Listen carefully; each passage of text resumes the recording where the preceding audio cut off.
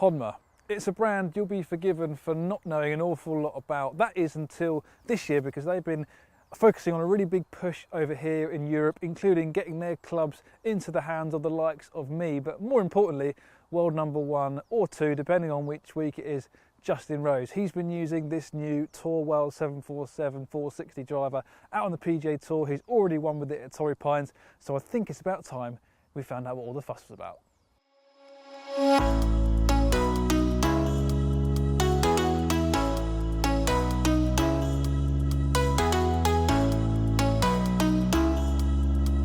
But before we talk about this, I need to remind you to subscribe to the Golf Monthly YouTube channel, because that way you won't miss any of our equipment review videos, which I think you'll agree makes perfect sense. Hopefully you've done that, and click the like button while you're there if you like what you're watching. But now let's go and find out a bit more about this driver.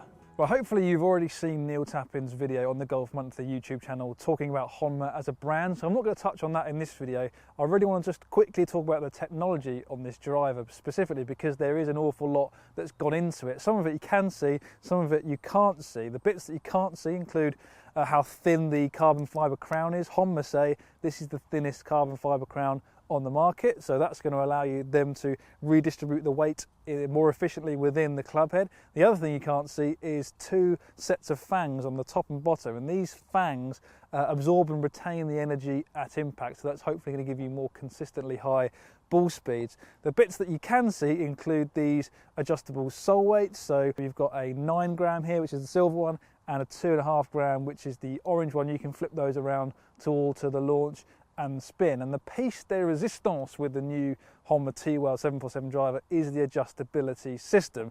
Now, as you can see, it's a bit different here. You've got all sorts of settings here on the club head to signify the different lie angles, loft options, face angle options that you can pick from.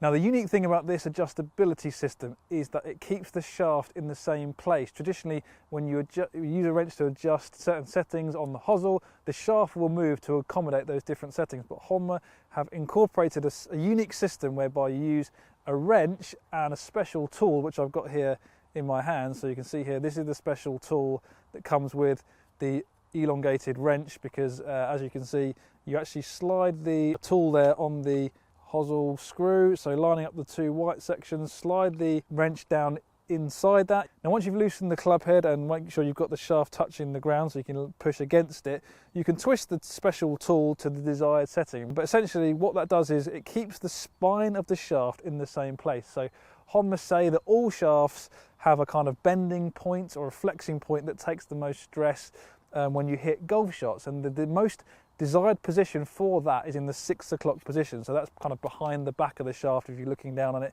it's running along the back, and their testing has proven that that is not only the most efficient position for it to be in, but also that the fact that it keeps the spine in the same place means that your strike locations are more consistent. Even though you might think you deliver the driver differently every time, if you're not swinging it especially well or you're a high handicapper, their research has actually found that golfers generally do deliver the club in basically the same way most of the time. So if you switch the position of the spine of the shaft around while adjusting the driver, it can lead to more inconsistent strikes. If you keep it the same, the chances are you'll deliver the club the same and you'll strike the club more in the centre of the face. So that's something we all want to do. It's a very innovative system, but there is a caveat to it, is that you definitely need to get custom fitted, and here's why. Right, so this is the instruction guide that comes with the wrench system for your Honma TWorld 747 driver, and I think you'll agree, looking at the diagram that shows you all the different settings that are included on your driver, it's fairly complicated, and unless you've got a degree in physics, you speak Japanese, or you've got an awful lot of patience, it's probably best to leave the adjusting of the driver to a professional, a reputable Honma fitter who knows exactly what he's doing. I went through the process recently. I can't tell you where I did it for reasons I won't bore you with, but it was very interesting and very important to go through a fitting process for this driver, or of course any driver, because as we know, and I keep telling you guys, custom fitting is the only way you're going to maximise performance for your swing. So first impressions down behind the ball. This is one of the cleanest, most classic looking drivers at address you will find. There's no alignment markings on the crown. It's a very simple traditional shape, nice silver face contrasting with the crown, makes it easy to align, just really sets up nicely behind the ball, inspires a lot of confidence. It's kind of large without looking chunky or game improver, if that makes sense. So let's give it a rip, see how we go.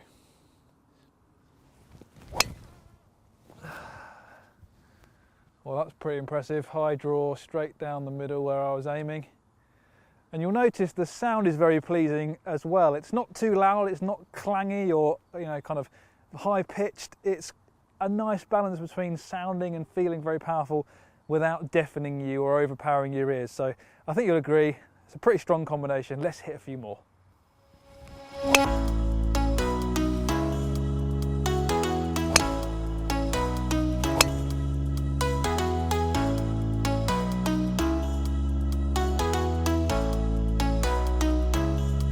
I suppose we should probably talk about some numbers now.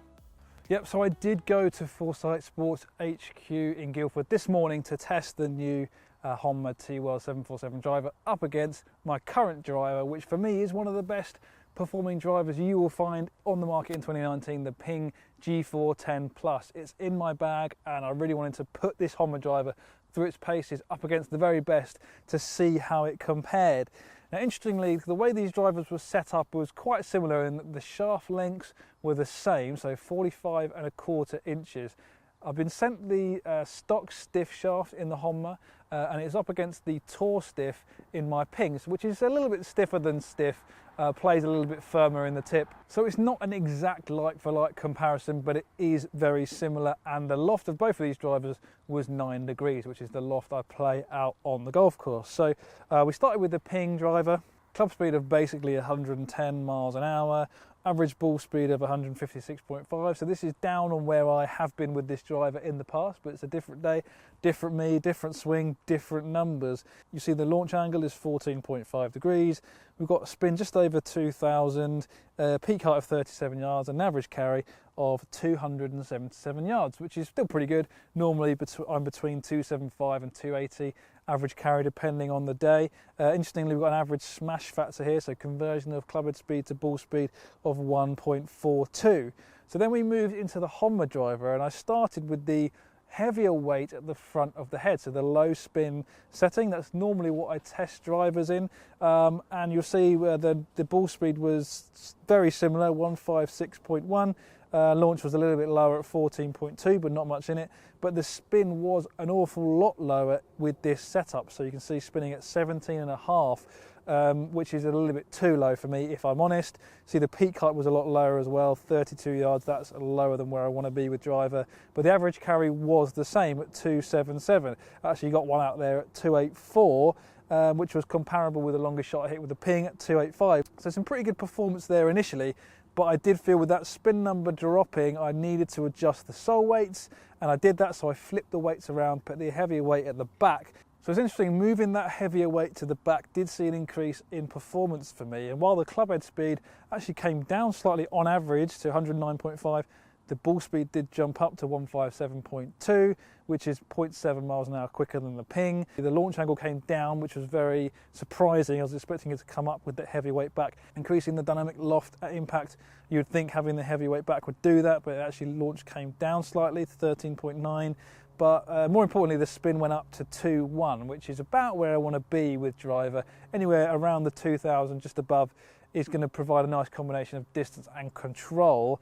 And then you'll see actually the average distance did go up by 1 yard on average to 278, not much in it. And actually my longest shot with this driver was only 281, so not as long as the Ping in its max performance setting, but on average it was more consistently long for me, very comparable with the Ping. Interestingly, the smash factor did go up as well to 1.44, but you look at the strike locations, and I would summarise by saying I did hit this driver in this setting a little bit better than I did hit the Ping. So it's just something to bear in mind. You can see looking at the strikes of the Ping, they were a little bit more erratic. They weren't all over the face, but they weren't peppering the sweet spot like they were with the Honma.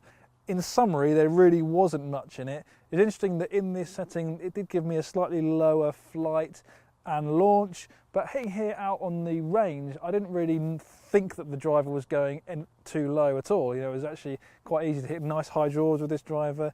I just feel like that extra spin in this setting is going to give me more control. I definitely felt like I was able to control the left to right dispersion of this driver in that setting, and that's definitely the setting I would opt for out on the golf course, just to help me find a few more fairways. And I think that is the eternal question with this driver. Is it something I could game? And the answer is absolutely yes. It's comparable with one of the best drivers on the market in 2019, the Ping G410 Plus. There were some minor differences in clubhead speed, strike locations, things like that, but that's to be expected. I am not a robot. So look, I hope this video has given you a good insight into the performance of the Honma TWorld 747 driver.